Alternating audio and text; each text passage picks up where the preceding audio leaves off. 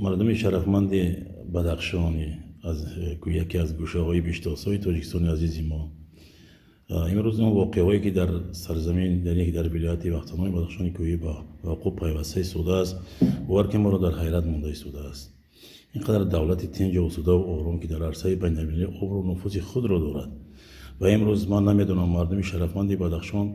در سر چی اندیشه دارند که به هر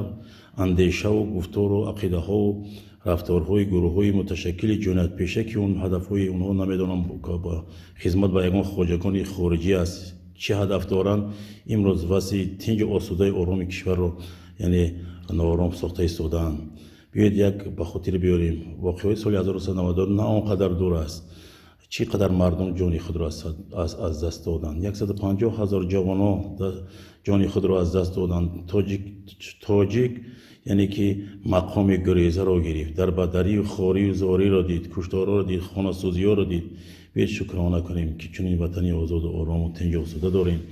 و برای این ملت توانیم باید از صدق دل خدمت کنیم، چون امروزه سرور معظم ملت که هستی خود را برای آبادی و سرسبزی این کشور بخشیده ایستاده است.